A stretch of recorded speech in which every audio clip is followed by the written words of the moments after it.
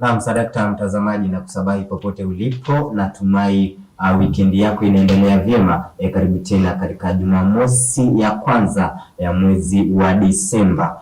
Karibu katika makao makuu ya Sports Sugu. Kumbuka kwamba hapa ndipo tunashughulikia masuala ambayo yanahusu mwanadada moja kwa moja. Kumbuka hapa ndipo makao ya wanadada, ndilo jukwaa lako. Kwa hiyo zungumza nasi katika mitandao za kijamii ya GBS TV Africa na pia zangu za kijamii ya Kadili Aita Facebook, Kadili Aita Twitter, Kadili_Aita Instagram. Tutazungumza kimichezo. Kwa hiyo leo nitachukua fursa hii kumkaribisha Kiarie. Imekuwa ni wiki moja ama mbili kabla hatujajumuika tena. Naam, nashukuru sana Kadili. Mgutu si inaonekana mweupe kidogo. Sijui mmoja Nairobi kufanyia kutenda memba. Ndio hiyo. Tunashukuru Mungu anafanya mambo yake. Naona tabasamu ya Hustler Fans. Sijui ushabonyeza? Jana tulikuwa papa kwa hapa. Wakisema wakitaja zile nambari nilikuwa moja kwa moja kwa simu. Nashukuru na tunatumai pia tutanufaika, itasaidia vijana, itasaidia biashara. Ndio hiyo. Yote tisa. A warm welcome to a Saturday afternoon on Sports Sugu, a dedicated sports show only for women in sports. Na tunasema this is the only media house in Kenya that has 100% women in sports show. We are lucky. Leo tunamaliza season 2, 26 episodes done. Na awamu ya mwisho. Season 2. Season 2. Tulianza safari 29th of April. Tukatembea. Naona sasa tunaona pia tukipanuka tunakuwa. Ndio hiyo. Na pia katika safari hiyo kuna masuala ambayo tumeshughulikia, kuna michezo mbalimbali tumeshughulikia ambayo wanadada wanahusika nazo. Tukashughulikia chukuboli, tukaja kabadi, tukaenda pia yoga. Maana pia tukasema wanawake wajawazito ambao pia na wana sporti. Naam. Ni nini wakati wanapata ujauzito na bado wako katika sporti? What to do? Wanafaa kufanya vipi? Hata baada ya kujifungua wanafaa kufanya vipi? Tukakuwa pia na sexual violence in sports. Ndio hiyo. Donda sugu, lakini pia tulikuwa na bahati tukasabayana na Wangu Kanja. Yeye mwenyewe alikuwa victim. Tukatembea pia, nakumbuka tulitembea na kabadi ama koko. Naam, tulipata fursa ya kushuhudia mchezo huo moja kwa moja, japo kwa kiduchu tu hizo siku. Na leo ikiwa ni wa siku 3. Unakumbuka kwamba kuna mambo yanaendelea kule Qatar. Naam. Doha. Leo raundi ya muondoano ndio inaanza rasmi. Na katika raundi hii ya muondoano yenye imeshaanza, sisi hapa leo tunashughulikia mchezo mwingine tofauti ambao kama ufahamu ama mchezo wa netball. Kwa hiyo kuna mtu ambaye ni msi yake, ukitaja tu jina lake utaona netball. Kwa hivyo Kadeli unaniambia tukitaja jina kama Obama. Tunajua Obama alikuwa nani? Kwa hivyo nasema unajua tukitaja jina Jaramogi. Tunapelekwa. Ukitaja jina Kiarie unajua kwamba yule jamaa yuko pale GBS anashughulikia masuala ya dada. Tukitaja Kadeli pale Baragoi, pale Machola, Turkana, tunajua huyo kijana Barobaro. Kwa hivyo leo our dear guests, our social media channels ya GBS TV, find us on Facebook, on Instagram, on Twitter, on YouTube. My personal social media channels, Kiarie Mwangi on LinkedIn, Kiarie Mwangi on Twitter, and our SMS number 21144. Again, 21144. Endelea kuwasiliana nasi, and we remind you, we are on season 2, episode 26. God has been faithful, God has guided us, and most importantly, leo tuko na veteran. We cannot use any other word Kadeli. Tumie jina lingine. Tumite hata legend itoshi. Tuseme tu veteran. Naona tabasamu kumbali. Karibu. Bila kupoteza wakati, we are introducing for the first time on Kenyan media. Na hii nasema pia kwa kujivuna kidogo na kiburi. Watu wengi wamesikia jina Lillian Anupi. it is a brand name imesikika sana in the 80s. Jina pekee linazungumza. Jina pekee hizo kupatia loan kwa bank. Jina tu unaingia kwa bank unasema guarantor ni Lillian Anupi, unapata loan. Ati leo umeenda pale Federation ama unataja tu jina lake Lillian Anupi. Basi karibu. Unapitishwa. Bila kupoteza wakati. Welcome and ask feeling nyumbani. Tuko salama. I sincerely take this opportunity to appreciate GBS, Mr. Kiaria and company for having invited me to speak about netball. Kwa Kiswahili inaitwa mpira wa pete. Mpira wa pete. Oh, ala. Yeah, I'm Lillian Anupi from Bunyore, Rwanda. I'm from a family of sports, and even I got married in a family of sports. So sports is in my blood. Kwa hiyo sporti ni wewe. Mimi. While I was in school, I studied in Mumboa Primary. I was there standard 1 up to 4, and I went to Bunyore Girls Boarding School from 5 to from 4. And in our family, we were all sportsmen and women. Even my father was a footballer. He was known as Harrison Makanga. Before he became a reverend, he was Reverend Harrison Makanga, Angana, Adala. Then the sports name was Kidikomiwa. Yeah. The sports. Football. Yeah. Jina la utani. Yeah. My brothers and sisters were sportsmen and women. They played football. We did athletics. I did athletics, shot put, discus, long jump, and javelin. And then I did volleyball and netball. While we were in Kenya Post and Telecommunication, we were the ones who started basketball in Kenya Post and Telecommunication. We also started handball in Kenya Post and Telecommunication with the former secretary of NOC, FK Paul. Oh, yeah. Wow. So we played, and in Telecom or Kenya Post and Telecommunication before Telecom, we used to go for Kekoso games. Kekoso games. And when a team gets late, you are fined or you are asked why the team is late. So the late Neni, who was our MD, decided that you choose one event. Choose one. He didn't want to hear that we were late to start netball because the other players were playing basketball or handball or volleyball. So now we were squeezed to decide on one. So for me now I decided which one do I go for. So I chose netball. You chose netball. Wow. And from then, so I played netball for Kenya Post and Telecommunication, then Telecom and Kenya. So tukisema netball, which years? I started playing for Kenya Post and Telecommunication 1976. 1976. Kiaria, huko umezaliwa?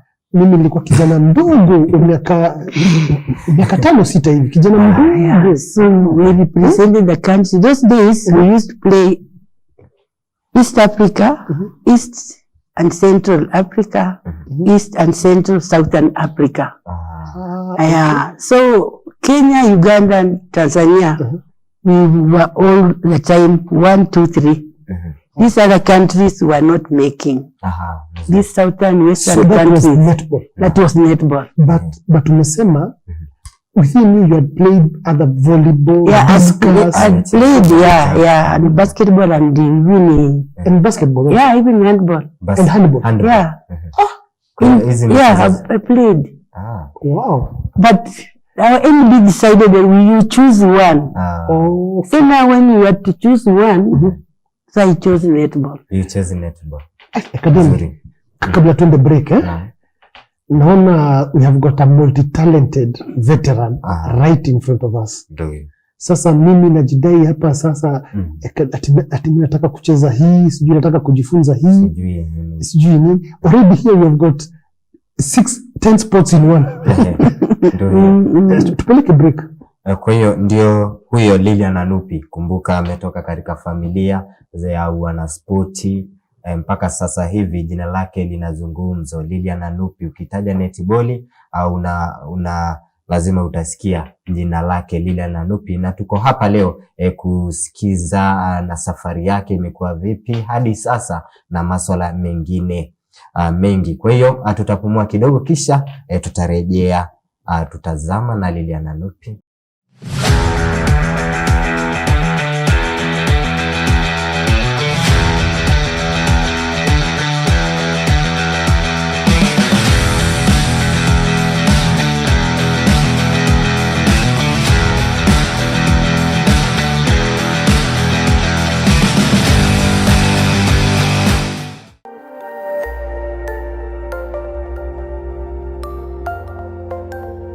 Everywhere, GBS.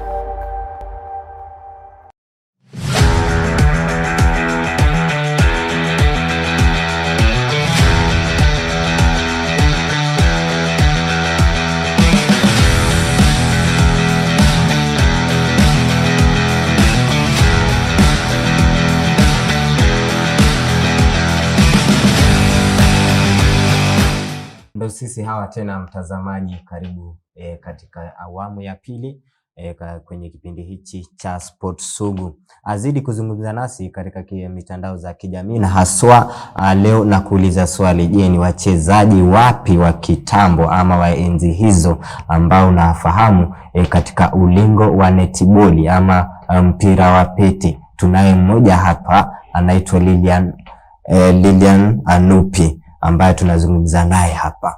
Kwa hiyo unaweza tutumia rafa katika 21144 ama utuzungumzie katika mitandao za kijamii @GBSTV Africa. Mjomba, ni sisi hawa. Ya pili, kwanza ni shukrani za dhati. Hata tukuketi next na Lillian, unduki kama legend. Kwanza lazima kwanza natulia kiasi. Kabisa.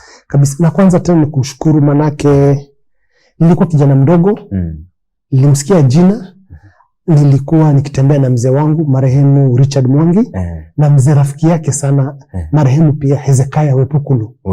Hawa wazee wawili ndio siku hizo walikuwa waandishi wa magazeti. Naam. Na hao ndio walikuwa kikava events za kina Lillian. Sasa nilikuwa nikiona jina lake kwa gazeti.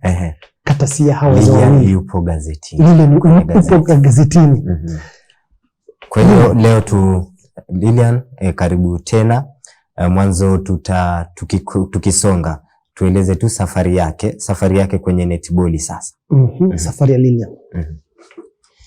Asante kwenye host GBS kwa mambo ya netball, mchezo wa pete.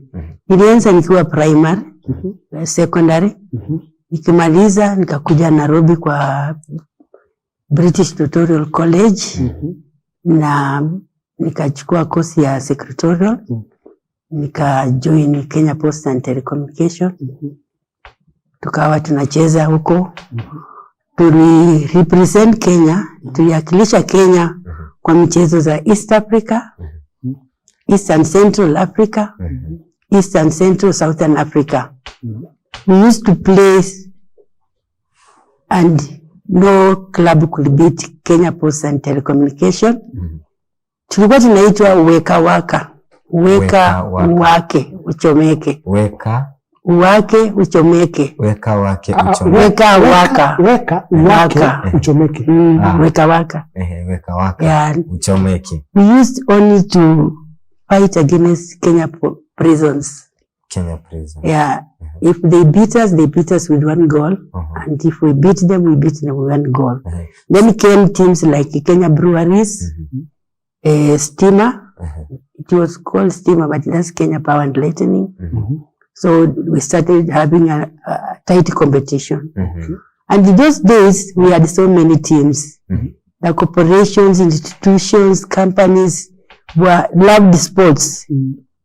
And you could get in a tournament, we have 90 teams, and we have to play on a weekend. We had so many fields, so we start with 15 minutes, 15 minutes. But by Sunday, we start going to 10, 7, and we end up playing 5 for us to finish the tournament. So basically, we had, basically, netball was loved, and we had teams. The only thing we lacked was the national team being sponsored. The national team. But during the clubs, we had the clubs, the organizations used to love netball. And they used to scout players from the secondary schools. The last tournament in the secondary schools, the last term, you will find so many corporations have sent their coaches to go and scout for good players, both football, netball, basketball, volleyball, and so on. So we picked them. And you saw Kenya Post and Telecommunication, our pay was not compared to Kenya Airways, KPA, and these others. Kenya Railway and Kenya Post, ours was low. So what we did, our MD being a very kind person who loves netball, knew his salary cannot be compared to those. So for us to fight for good players to come to Kenya Post and Telecommunication, when we scouted the girls and the boys and whatever in various disciplines, the last term we pay school fees for them. We give them fare. When you close, come to Nairobi. That's how we won all these players. You see, so many players, even footballers, they used to work with Kenya Post and Telecommunication. That's how we won them. So we played netball. And netball, let me tell you, I'm going to surprise you. You know, netball is an older game than football in Kenya. In Kenya? Yeah, netball. And netball started in Manchester, in England, in the YMCAs. So YMCAs, when they used to, they want to relax, they started playing netball. Then the men were being defeated by ladies. Men defeated by ladies. So both men and women they used to play netball. netball together. Then the men will lose to women. So now they came up and said, now we don't want to be playing with the ladies winning. So that's why they started basketball. So netball produced basketball. So netball produced basketball. Men and women used to play pamoja netball. Lakini sasa men being men wakishindwa sana wakatengeneza yao. They called it basketball. Yeah, basketball. So now netball was left for ladies and basketball for men. Na ndio pia nakumbuka kule shule ya msingi kulikuwa na mpira fulani ulikuwa unaitwa sukusuku. Sukusuku, I think kuna ring pale kwa post, si ndio? Kwa hiyo I think hiyo ndio a netball sasa. Yeah, they both have rings. Basketball and netball, they both have rings, but different types of rings. Ours is just a ring with a goalpost, and the basketball has a ring and has a board. Oh yes. Sa hiyo tuliita sukusuku tukiwa primary school. So that board is the netball. With board is basketball. Okay. So sasa tulikuwa pale pa. So when we used to play East Central and Southern Africa, and most of the time you find that Kenya is number 1, Uganda number 2, Tanzania number 3. Anyway, Tanzania just remained in number 3. So the competition was between Kenya and Uganda. So then these other teams in Zimbabwe, Namibia, Botswana, they never won. They never won. South Africa. So South Africa pulled out. So we remained with these others. Then South Africa again was banned from playing sports. Yeah. So when South Africa came back, 1995, they started telling them, you are losing all the time, you are losing all the time, you never bring a trophy to Central or South Africa. So they formed their own federation. Called, ours was called East Africa, and theirs was called Kosana. That is Central. Kosana. That is, you see, the way we have Kosafa, they have Kosafa for football, now there was Kosana for netball. Because Kosafa is is the Southern African block. Malawi, Zambia, Zimbabwe, South Africa. Hizo za chini. Kosana. Then you have Sekafa in Eastern Central and Kosafa. Now they have Kosana for netball. Okay. So now we remained just 3 countries. Now we decided that Zanzibar should be playing as a country so that we have 4. Okay. Yeah. And then Zambia used to feel like they miss us so much. So there are times they used to come and play with us until they were warned. They used to come silent to play with us. Okay. So they were warned. No, they used to come to our competitions, but still they lost. So now that time is when netball was netball. Which year was that when netball was netball? Miaka gani? Which year? Which years are those you're talking From about? 1976 up to 1989. 1999, we were champs all that time. So netball came down when they started phasing out, let's say, the corporations like Kenya Airways, they decided not to play. Okay. Then it came like Kenya Post retrenchment, Cargo joining KPA, then KPA also having a problem, Kenya Railways, and so on. Okay. Now it remained breweries and East Africa, Kenya Power and Lightning also.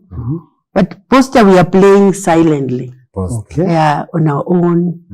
Sometimes we go and beg them to sponsor us. We go and play some tournaments, but it was not much. Okay. But when it came to national team, we had a problem of sponsorship. Even the ministry. From, that is, because here you have said, kutoka 1976 hadi 1999, netball ilikuwa hapa. It was hapa. Mlikuwa mking'ara. Hata wakina marehemu Daleito huko. Sponsor tournament for East Africa. Yes. Wow. Okay. Yeah. So that is how netball ilikuwa. Netball was so competitive. So unasema sasa tumeanza kushuka 1999 when the retrenchment, ile Telecom imeenda kando, Posta imeenda kando, Cargo, KQ, they have privatized nini mpaka sasa hivi. So na sasa hizi is worse. It's worse. We have only prisons and the ulinzi who are still very active. So siku hiyo, just so that Ekadeli, manake so Ekadeli ameshikwa na butwa because tunamtajia miaka ambayo ako amezaliwa. So have you remembered 1996? 97 is when we broke East Africa na Kosana.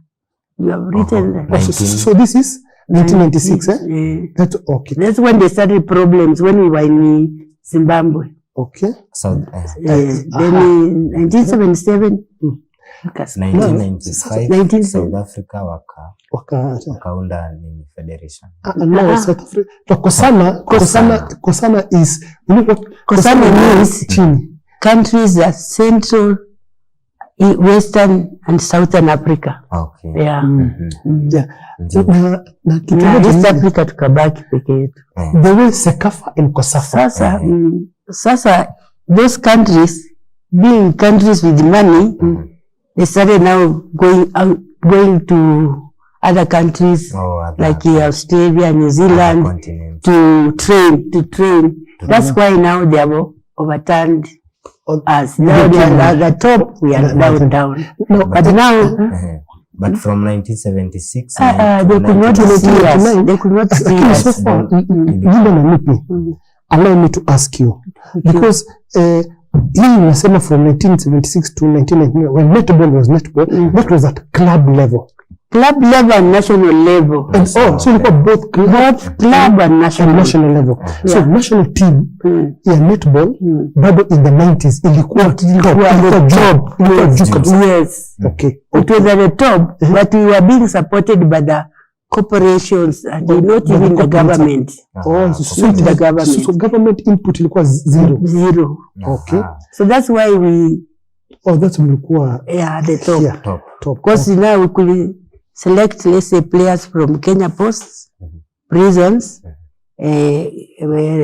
breweries, steamer, and then we write to the managing director, can you kindly, humbly sponsor your players, support them in the national team.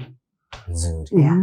So we used to get help from there. Sasa tusonge mbele. The ministry was just for football and athletics. Football. Even in netball, even in volleyball, they just started recently. So anything football na athletics ndio ilikuwa serikali ilikuwa inaangazia. Serikali inaangazia hiyo sana. But netball, si tukienda tunapewa hiyo tracksuit. Hii ya football tuna share. Na football wakienda kucheza sasa sisi tunatumia za vilabu.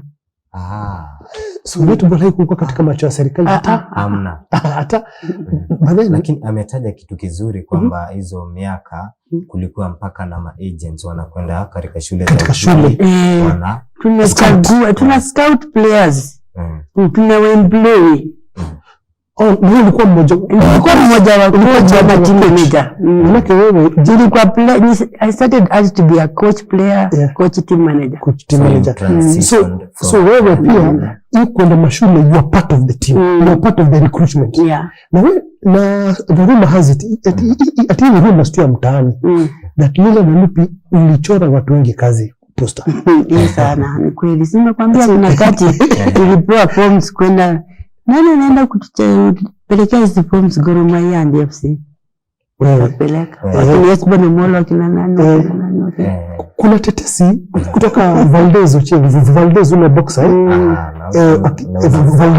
Valdez ule tulikuwa na 2 weeks ago wakati wa posta na ile recruitment na ile vijana kwa tafuta hatungekosa kusikia jina Lillian Anupi katika hizo kabisa. Lillian Anupi alikuwa kwa tunaenda tunangangana so that kikosi timu ikifika kocha ashindwe atapeleka nani, atachagua nani.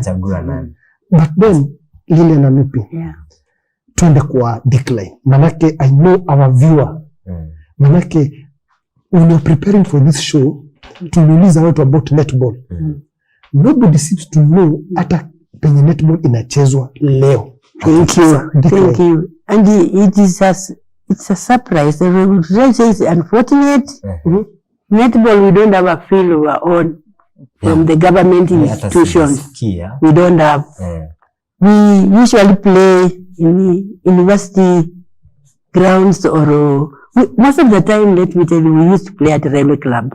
And when we go to Mombasa, we used to play at KPS Sports Club. When we go to these other counties, those days we used to call them provinces. We just tell somebody who is there to look for us a nice place we can play. Even sometimes we go and find a place is pathetic. The ground is pathetic. You just imagine you brought people's children to play in such a field. Even up to now, we don't have a field of our own. But we are lucky that recently, Mheshimiwa MCA Mbatia, wa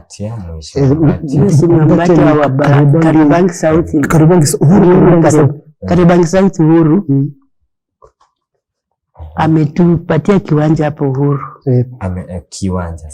Kiwanja hapo. Ile tunaweza sema at least sasa itaisha, anatengeza itaisha, tutasema at least netball tuko na kiwanja.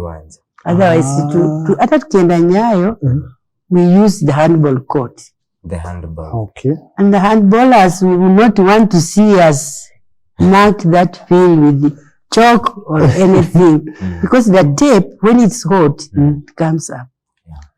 So we have to mark with the chalk. They don't want. But let me tell you, recently when the members of parliament were training there, okay, they have been training there since, but the ones who have come now are saying now we are getting confused because some of them have never played netball.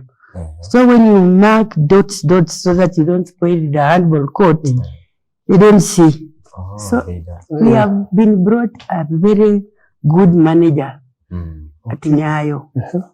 We just went and talked to her and told her, ladies, we are suffering in netball, fraternity. We have no field of our own Kasarani or Nyayo or City Stadium where So we keep on playing in other people's courts. When it comes to marking of the field, we have a problem. Now you are a lady. Can you stand in for... Although netball these days is played by men, but it's a game. It's a ladies' game. That it was a ladies' game now, but we have men from... Men started a long time ago, but in Kenya we started in 2000. The year 2000, year 2000. She said, what do you need? We need you to authorize that field we mark permanent. She said, what do you require? I said, we want that field to be marked permanent. She said, okay, I'll call somebody. She just called somebody and said, come here. I want that handball court to have 3 markings. That is a basket. They play there for 3. Isn't it? 3 by 3. Yeah, 3 by 3. So it is marked halfway. Then handball. Now netball has been marked. So you have. So as you wait for we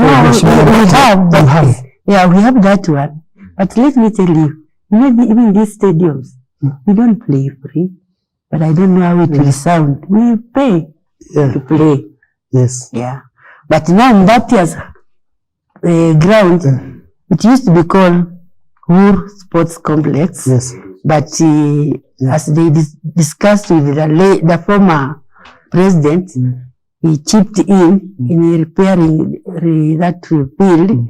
It's now known as Uhuru Kenyatta Sports Complex. Yeah. He has finished with the football.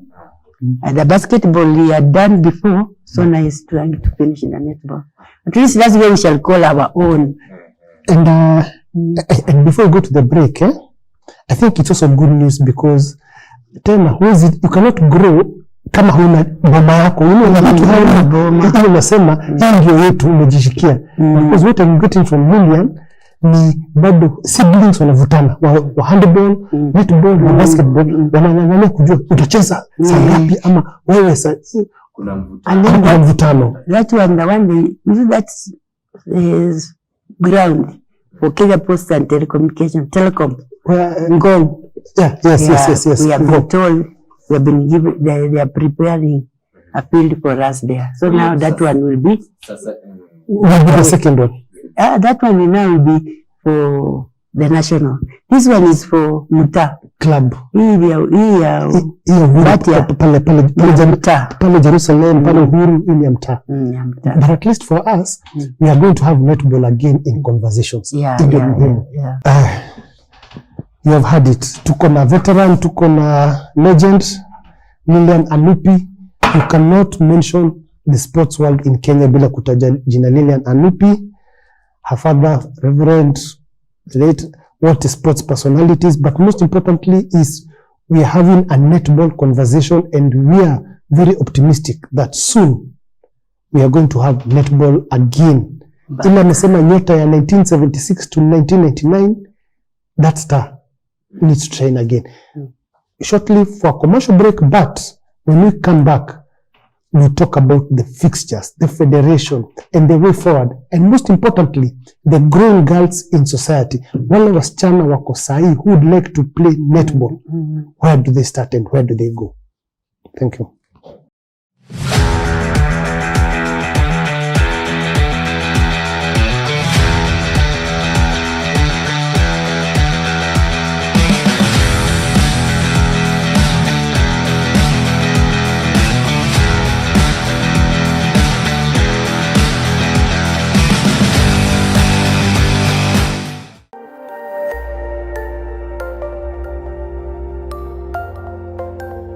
Everywhere, GBS.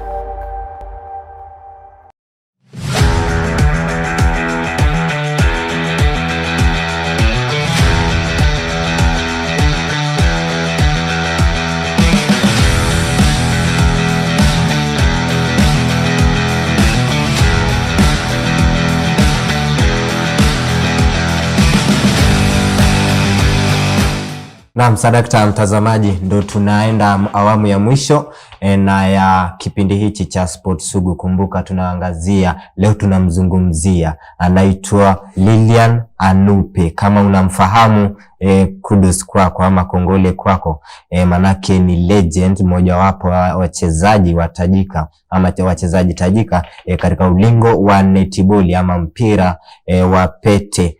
Kwa hiyo kumbuka kuzungumza nasi. Kumbuka nilikuuliza swali hapa awali kwamba je, ni mchezaji ama ni mchezaji yupi ambaye unamfahamu katika ulingo huu wa netball? Unaweza tuambia kando na Anupi ni mchezaji yupi mwingine wa netball unamfahamu? Tuzungumzie katika arafa 21144. Tutafanya mambo yawe mambo. Kwa sasa awamu hii ya mwisho Kiarie, tutaangazia kuna wengi ambao wafahamu mchezo huu. Je, huu mchezo unachukua muda upi? Manake hata katika mchezo wa soka kuna ile dakika 45 na pia kuna zile rules za uchezaji.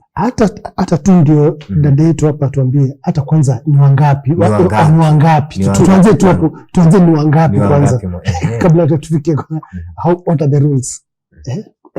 Kwa game, kwa really game tunataka tuwe wachezaji 7. Kila team na 7 players, 7 players. But could train you can have as many players as you have, as you want. Okay. So we play 7 players and our field is 100 feet long and 50 feet length, width. Okay. So 100 by 50. 100 by 50. Divided into 3 thirds. 3 thirds. Yeah, 3 thirds. 100 by 50 divided by 3 thirds. Okay. And 1 third has a goalpost, another third has another goalpost. And then we have a center in the center third. That's where the center player starts the game. Okay. The game has to be started by the center player. So we have 7 positions. We start with the goal shooter, goal attack, wing attack, center, wing defender, goal defender, and goalkeeper.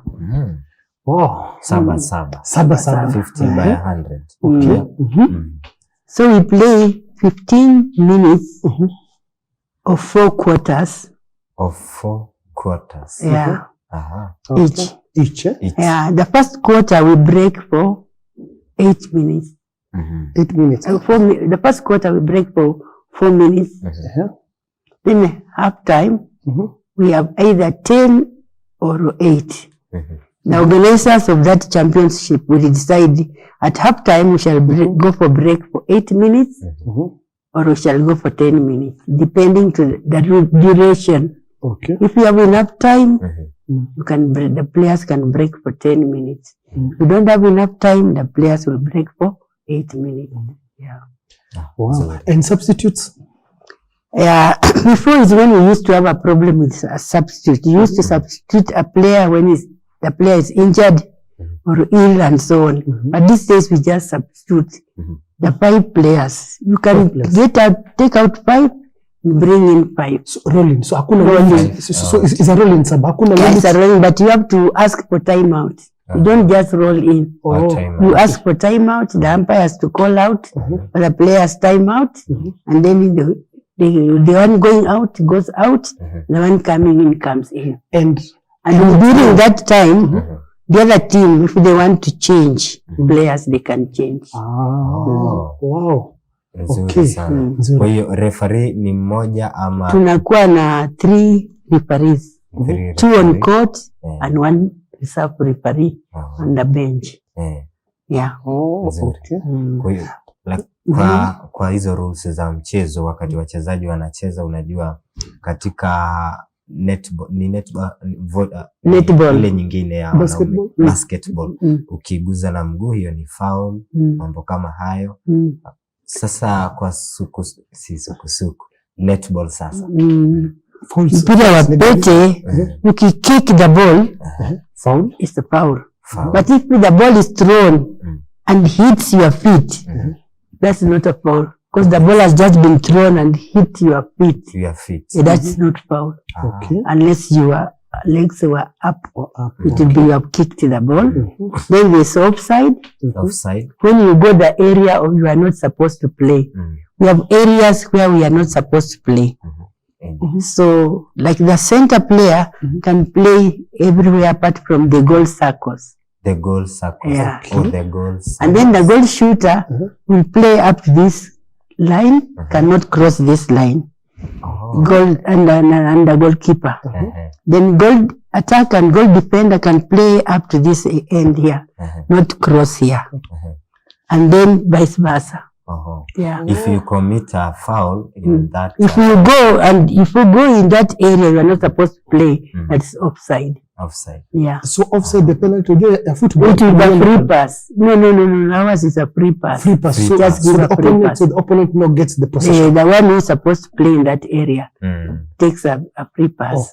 Okay. And then when the ball goes out, we don't blow the whistle because we have seen the ball has gone out. We just say throw in, Kiari, throw in, Kadeli. Okay. Wow. So it is. And then we don't have to contact each other or pushing each other. Alafu kuna holding somebody like this. It's a non-contact. It's a non-contact sport. Kabisa. Although these days they have brought in this contest. We can just feel each other when we are struggling for space. But when the ball is thrown and I stretch my hand like this, it hits you. That's contact. I've stretched my hand. That's contact. Then when you get the ball, as I was marking you, I have to give you a meter before I raise my hands up. So that I give you space, 1 meter. You do what you want to do. If you want to pivot, if you want to shoot, if you want to pass the ball within that meter. Wow.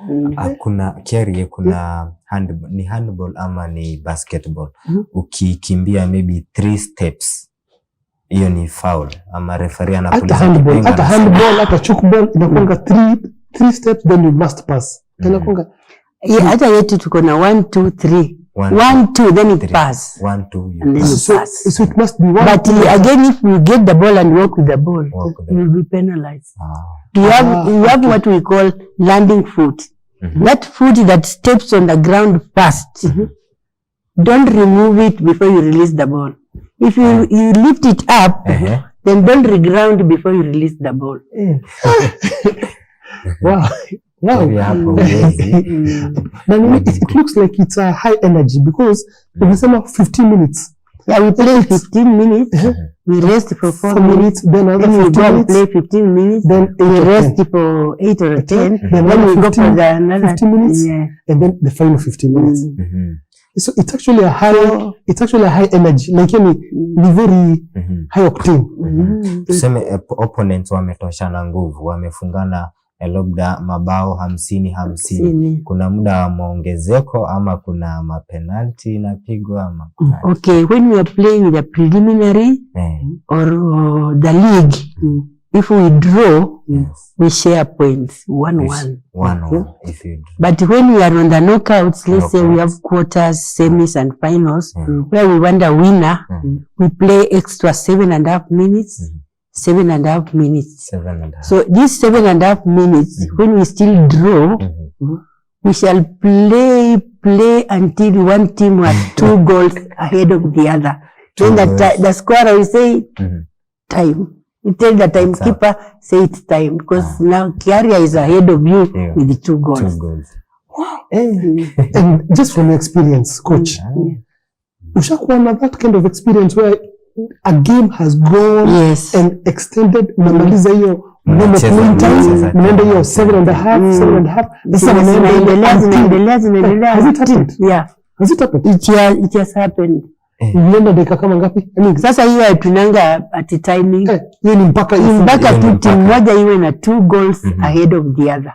Hata mwingine akiongoza na goli moja bado mpaka tuendelee mpaka timu moja iwe na 2 goals above the other one.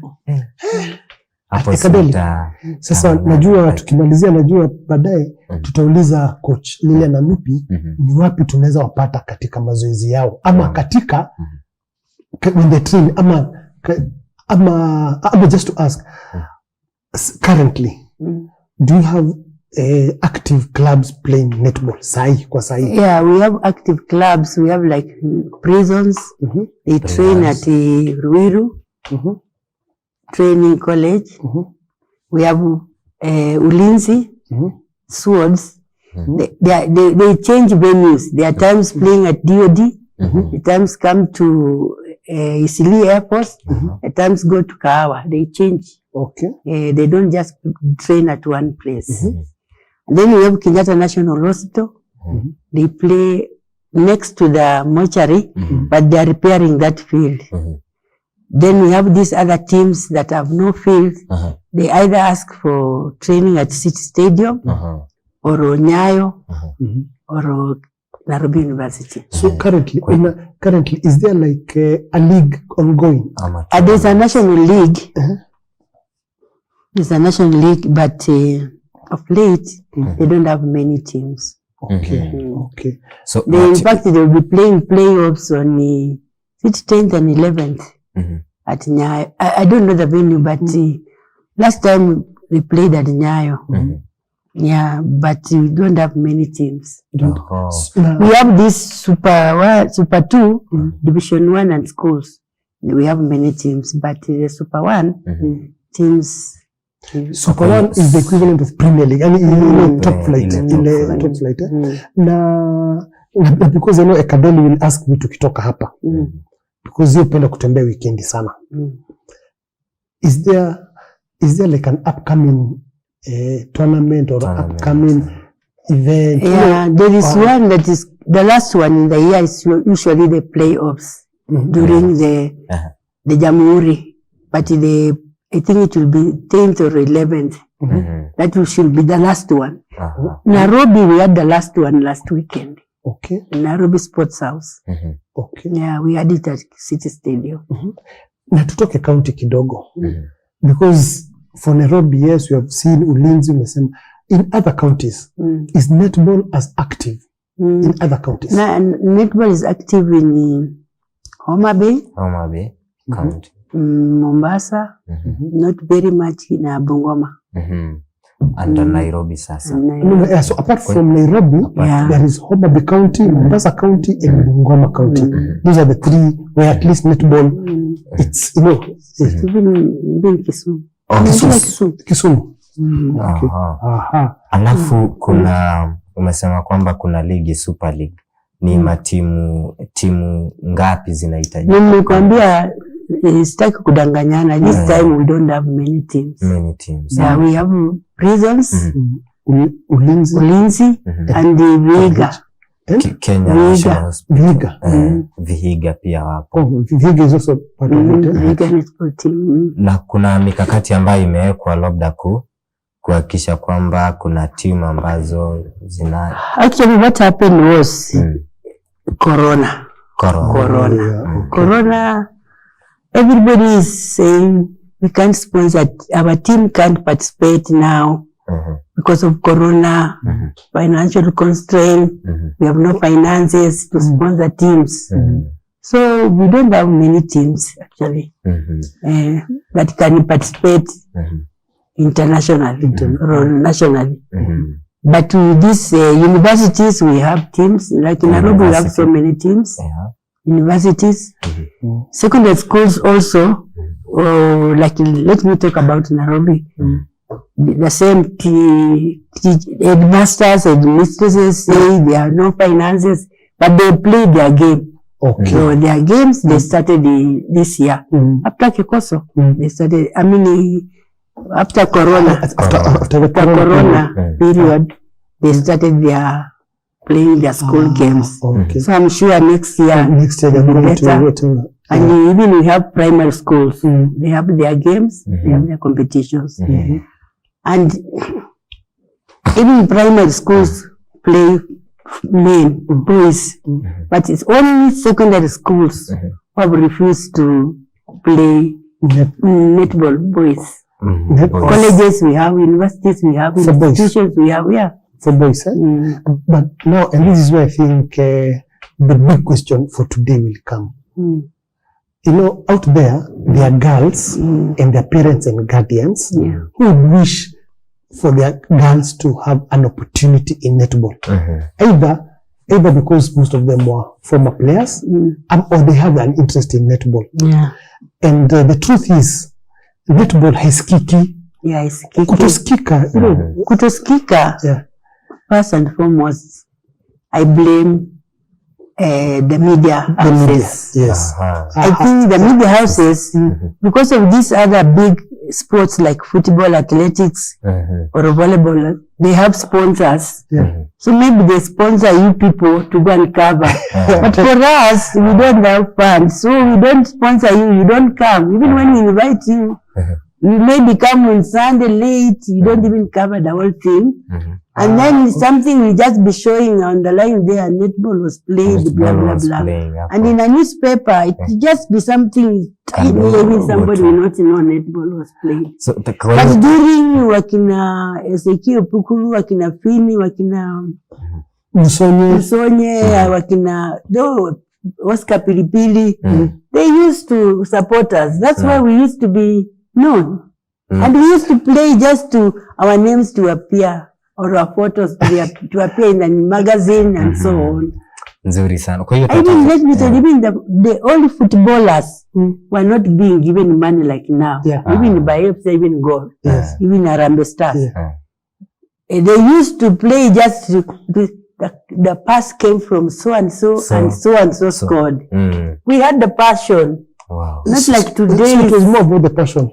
Today's children are after money. Even let me tell you, me, I'm one who has been, the girls have been coming through me and supply to teams, Then they ask, oh, Minister of Works, Moiki, how much do they pay players? Oh, Kenyatta, how much do they give players? Reasons and so on.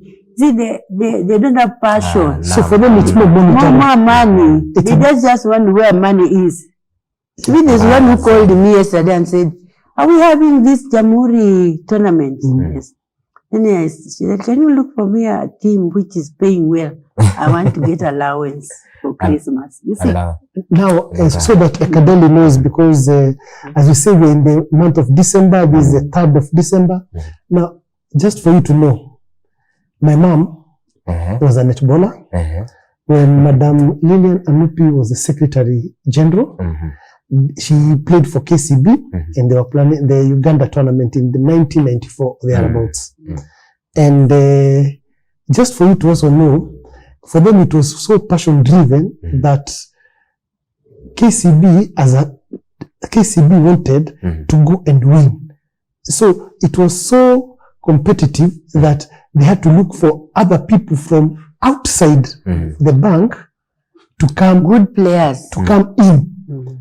Now that is to show you that is how deep it was. My mom, her name is Grace Mwangi, rafiki ya Madam Lillian Anupi. Pia nimeona pia mmeweza kuota pamoja. But what is your one advice, Lillian Anupi, for that growing girl in the village? Kule kwetu Kangema ama Baragoi. My advice is, for us in various county federations, we are supposed to go out and scout for these players or these girls, go to their schools, or those who have no schools, we scout for them and come up with the academies if we can. The other thing is, I appeal to the Minister of Sports to come up with funds to support federations, to scout out for these boys and girls, so that they don't sit idle, do drugs, prostitution and so on, give birth at early age. If we had some fund kept aside and given to the federations to scout those girls and boys, so that we keep them busy, we can have academy, not only during holidays, because there are those who don't go to school, like these chokoras, because there is a country that has scouted for these chokoras, and they are playing all sports. Then they've come up with very good athletes from the street boys and girls. But we don't have funds. Even right now, me, I have a team. Right now? Yeah, I have a team. Team ya mtaa. Wapi uko? They want to play. I can't sponsor them to come for training every day. Wapi? Hapa wapi? Hapa Uhuru. Uhuru. Hii wacha tuangalie kamera. My friend Honorable Sakaja, governor wetu hapa Nairobi. December you have the festivals. Kuna hizi festivals. Kuna festivals that are coming. So far nimesikia football, tulikuwa na kina Kawata juzi, tukasikia boxing, there is something happening for that week. Netball. Our own veteran, our own legend, amesema kwa mdomo yake hapa. Netball to be included in the festivities za hii December to give the girls an opportunity. Sauti imemfikia. Wasiachwe. Thank you, because to add to what he has said, you talked to us and you used to send Sunguti to talk to us, sportsmen and women. And we gave you our vote. Now give us support. Now. Yes. Sauti ya veteran imefika. Sauti ya veteran. And wow, it's been such a good day because one, netball, it's the first time, nasifikiri there is any other media house that has given netball coverage and an opportunity for such a great voice in netball like Lillian Anupi to have this moment. Tunakushukuru sana, you viewer, for just being with us, for taking time, and we bless you richly. My take home today, Ekadeli, is one, netball, just like any other sport in Kenya, needs to be given an equal opportunity and equal platform. Madam Lillian Anupi, facing the camera, wanaweza kutoa wapi? And where can people get you? Thank you. I'm found at Kariobangi South. I coach so many teams which have no specific grounds. My phone is +254 720 451 441.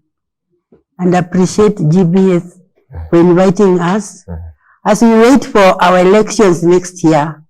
The election was due this year, but it was postponed for reasons well known to the federation officials. So we're waiting for the elections next year for new office. Last question. Are you vying next year? We are waiting to hear what they say first, because we had prepared this year and it didn't take place. So we can start talking and then it doesn't take place. So when time comes, we shall talk. Tutakupatia kura. Kiarie, una la ziada tukitoka? La ziada kwangu ni to the young girl pale mtaani, to the growing girl, and to the parents and guardian. Netball, just like any other sport, needs equal opportunity, needs equal funding. And to my friend, the CS, the CS was here at GBS 1.5 months ago. Tafadhali, give us an appointment with the veteran Lillian Anupi to come see you in your office. And to appeal to him, as he has started this journey to support the older girls, let him support them fully without taking sides. They all served the country. They all put on the flag of Kenya. So let them be supported, all of them. And those who are the deceased, we know their families. We can reach them to be supported also. Thank you very much. Ndo hiyo mtazamaji, ndo hayo amezungumza. Ndo huyo mchezaji wa zamani wa kitambo wa mpira wa pete anaitwa Anupe Lillian. Kumbuka kwamba ametoa wito kama we ni mthamini ambaye uko pale, kuna timu za netball ambazo zinahitaji usaidizi tu, ndio talanta azizidi kuvumbuliwa. Na vile vile ametoa wito kwa serikali ishike mkono shirikisho la netball, ndio mambo isonge mbele. Kwa hiyo mimi sina la ziada, tutakomea hapo kwa sasa. Tutapatana tena wikendi ijayo papa hapa masaa kama haya, panapo majaliwa.